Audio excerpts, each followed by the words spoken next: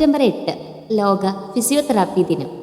ഈ വർഷത്തെ ഫിസിയോതെറാപ്പി ദിനത്തിൻ്റെ ആശയം ആരോഗ്യകരമായ വാർദ്ധക്യവും ഫിസിയോതെറാപ്പിയും എന്നതാണ്.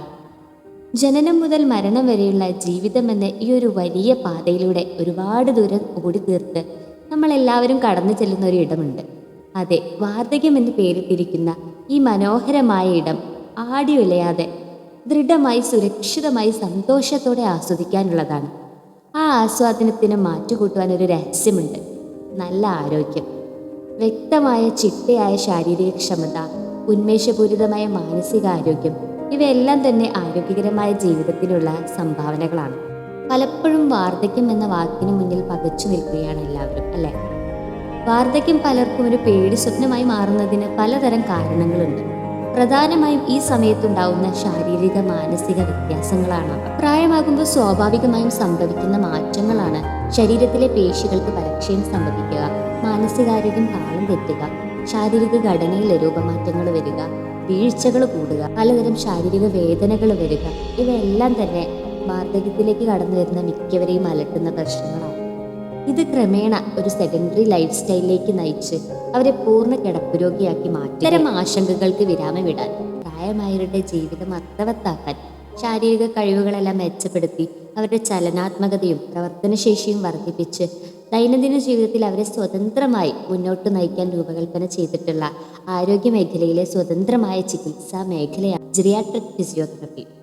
ഇവിടെ പ്രായമായവരുമായി ബന്ധപ്പെട്ട രോഗാവസ്ഥകളെല്ലാം പഠിച്ച് വ്യക്തമായ രോഗനിർണയം നടത്തി വ്യക്തിഗത ചികിത്സാ മാർഗങ്ങൾ നിർദ്ദേശിക്കുകയാണ് ഒരു ഫിസിയോതെറാപ്പിസ്റ്റ് ചെയ്യുന്നത്. വ്യക്തികളുടെ പ്രായം, ഭാരം, ശാരീരിക ഘടന, ക്ഷമത, വ്യക്തികളുടെ ആവശ്യം, കഴിവ് എന്നിങ്ങനെ പലതരത്തിലുള്ള മാനദണ്ഡങ്ങൾ അടിസ്ഥാനപ്പെടുത്തിയാണ് ഓരോ വ്യായാമങ്ങളുടെയും ഇനം, അളവ്, ദൈർഘ്യം എന്നിങ്ങനെയുള്ളവയെല്ലാം നിശ്ചയിക്കുന്നത്.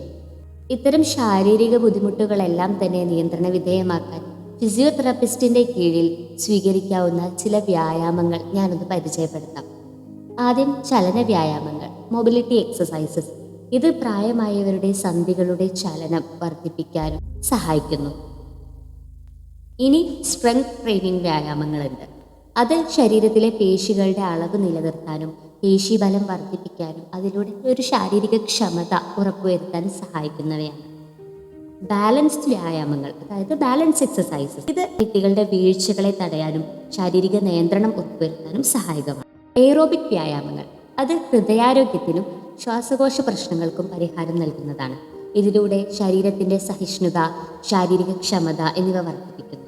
ഈ വ്യായാമങ്ങൾക്ക് മുന്നേ വാമപ്പ് സെഷനും വ്യായാമശേഷം കൂൾ ഡൗൺ സെഷനും അനിവാര്യമായിട്ടുള്ള ഒരു കാര്യമാണ്. ഇതിനൊക്കെ പുറമെ ചില ഹോം മോഡിഫിക്കേഷൻസ് പ്രായമായവർക്ക് നമ്മൾ സാധാരണയായി സ്വീകരിക്കാറുണ്ട്. പ്രായമായവർ താമസിക്കുന്ന മുറിയിൽ ആവശ്യത്തിന് വെളിച്ചം ഉറപ്പുവരുത്തുക, ഫാൻ, ലൈറ്റ് തുടങ്ങിയവയ്ക്കുള്ള സ്വിച്ചുകൾ അവരുടെ കട്ടിലിന് സമീപത്താക്കുക, ബാത്റൂമിൽ ടാപ്പ് ആഴ്സ് സ്ഥാപിക്കുക, ബാത്റൂം സീറ്റ് ഹൈറ്റ് കുറയ്ക്കുക, ഗ്രിപ്പ് ഉറപ്പുവരുത്തുക, ബാത്റൂമിൻ്റെ നിലം വഴുക്കലില്ലാതെ ഉറപ്പുവരുത്തുക, കോണിപ്പടികളിൽ ആവശ്യമായ വെളിച്ചം ഉറപ്പുവരുത്തുക, ഗ്രിപ്പ് ഉറപ്പുവരുത്തുക.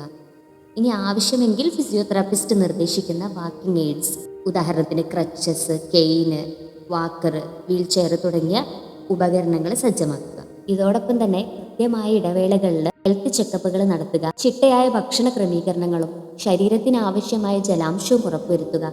ഇതിലൂടെയെല്ലാം നമുക്ക് ആരോഗ്യപൂർണമായ വാർദ്ധക്യം എന്ന സ്വപ്നം സാക്ഷാത്കരിക്കാം. വാർദ്ധക്യം നമുക്ക് തടഞ്ഞു നിർത്താൻ പറ്റുന്ന ഒന്നല്ല.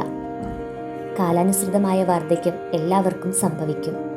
അപ്പോൾ വാർദ്ധക്യത്തെ കൂടുതൽ ആസ്വാദ്യമാക്കാൻ, ആനന്ദകരമാക്കാൻ ആവശ്യത്തോടെ പ്രായം വെറുമൊരു വാക്കാണ് എന്ന വാക്യം ഉച്ചരിച്ചുകൊണ്ട് മുന്നേറാൻ ഫിസിയോതെറാപ്പി എന്ന കരുത്തുറ്റ കൈകൾ നിങ്ങൾക്കായി സജ്ജരാണ്. അതിരുകളില്ലാത്ത ആകാശത്തിനു കീഴിൽ സ്വതന്ത്രരായി മുന്നോട്ടു നീങ്ങാൻ നമുക്കൊരുമിച്ച് കൈകോർക്കാം.